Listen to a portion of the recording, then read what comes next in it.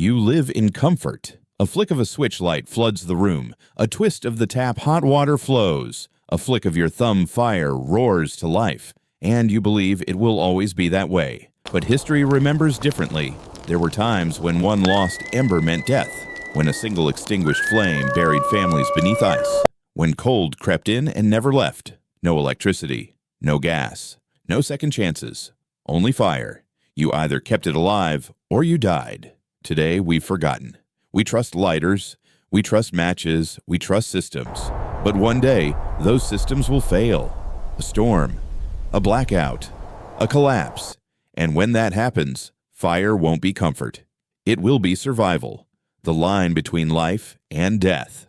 And today, you'll remember what your ancestors knew 5,000 years ago, how to keep fire alive when everything else disappears. Fire wasn't just warmth. It wasn't just light. It was survival. And losing it meant death. For our ancestors, keeping fire alive wasn't optional. It was everything. Because starting fire from scratch, especially in cold, wet, or hostile environments, wasn't easy. Sometimes, it was impossible. That's why ancient people didn't just learn to make fire. They learned to carry it, to protect it, to pass it from day to day, through blizzards, through wars, through endless journeys. Archaeologists uncovered this truth when they found Ötzi, the Iceman perfectly preserved in the Alps for over 300 years. He wasn't carrying gold. He wasn't carrying weapons. He was carrying fire. In his survival kit, fragments of fungi, flint, iron, pyrite tinder, tools not for fighting, but for surviving. Ötzi's survival kit also contained pieces of birch bark, another ancient tinder still used by bushcrafters today. Even in his final moments, an arrow lodged in his back, Ötzi kept his fire kit close, because he knew without fire, you don't just lose warmth, you lose life. Medieval families did the same. Nomads crossing frozen wastelands, soldiers marching through bitter winters. Fire wasn't luxury, it was life insurance. And today, those ancient methods still matter, because when modern systems fail, the old ways may be the only way left. Technique 1. Charred cloth, the ember that refuses to die. Sometimes fire doesn't start with flames. Sometimes it starts with memory. With something so old, so simple, that we've almost forgotten it. Charred cloth, a fragment of ancient survival, used by Romans, by Bedouins, by mountain tribes across thousands of years. A material that doesn't burn fast, it doesn't flash, it glows, it waits, it holds the ember long after wood and grass have failed. The process is brutally simple. Take a piece of natural fabric, cotton, linen, hemp, place it inside a sealed container, an old metal tin, a clay pot, and heat it. The fire removes oxygen. The fabric doesn't burn. It carbonizes, becomes black, soft feather light, and now it holds fire differently. One spark, one strike of flint, and the cloth ignites not in flames, but in a silent, glowing red. An ember you can breathe life into. An ember that can survive cold wind and wet. For bushcrafters today, charred cloth is still essential because when your lighter is wet, when your matches snap, this ancient technology still works. It doesn't care about weather. It doesn't need batteries. Just memory, just hands, just knowledge carried across millennia. And when you carry charred cloth, you're not just carrying tinder. You're carrying the survival of every ancestor who ever held fire in their hands.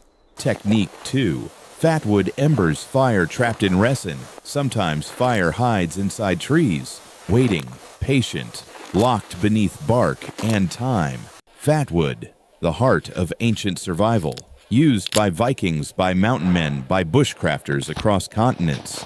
Viking seafarers carried fatwood aboard their ships, trusting it to bring fire to cold northern shores where survival depended on heat. Because when everything else fails, fatwood still burns. It forms when pine trees die, when resin floods their heartwood, sealing in energy. Long after the tree rots, the resin remains. Hard, heavy, soaked in fuel. Fire, waiting to wake. The signs are clear. A dead pine, a rich golden core, the sharp scent of turpentine when you split the wood. Harvest it, shave it, carve it thin, or break it small. And when you strike a spark, It doesn't care about wet. It doesn't care about cold. It burns. Fatwood holds the ember, feeds the flame, survives where paper cotton, dry grass all fail. Bushcrafters today still carry fatwood because it's the one tinder that never quits. It works in the rain, in snow, in freezing winds, and in a world where nature doesn't forgive mistakes, fatwood gives you one more chance. Technique 3. Fire horn carrying fire through storms. There are moments when fire must move. Across rivers, across mountains, through storms. And when that happens, survival depends on more than just starting fire. It depends on keeping it alive. For centuries, nomads, warriors, and travelers used something deceptively simple, a hollow animal horn, transformed into a fire carrier. Native American tribes, Mongolian herders, medieval wanderers, all discovered the same truth. You don't need to carry flames. You only need to carry embers. Similar ember-carrying vessels were used in Central Asia and parts of Siberia, proving that this survival strategy was not isolated but universal. The process is simple, deceptively simple, brilliant in its elegance. Take a hollowed horn bison cow or goat. Line it with dry ash to insulate. Place the glowing ember inside. Seal with moss or hide. The horn traps heat, shields the ember from wind, rain, and cold. And when you open it hours, sometimes even days later, the ember still breathes, still lives, still burns. For ancient armies on the move, this meant fire without stopping. For hunter-gatherers, it meant warmth and food, even on endless migrations. And today, the same principle still works. Bushcrafters craft modern versions, metal tubes, clay containers, insulated pouches. But the idea is timeless. Carry the ember. Carry survival. Most people never think about fire. Not really. Not until it's gone. We trust systems, electricity, gas, batteries. We assume they'll always be there until they're not. A hurricane, a blizzard, a power grid collapse, and suddenly modern life unravels. In those moments, fire isn't a luxury. It's survival. The ability to cook, to stay warm, to signal for help, to live through the night. And that's why these ancient techniques still matter, because no matter how advanced the world becomes, nature doesn't care. The cold doesn't care, and failure is still fatal. Bushcrafters know this. Off-grid families know this. Military survival teams know this. That's why they carry ember kits, why they practice fire preservation. Because when your lighter fails, when your matches are soaked, when your fuel is gone, memory is the only thing left. And the ember never forgets. Fire is not magic. It's science. And those who understand it, control it, survive with it. At its core, fire is a chemical reaction fuel. Heat, oxygen. Control any one of these and you control the flame. Charred cloth works because it limits oxygen. It doesn't burn fast, it smolders.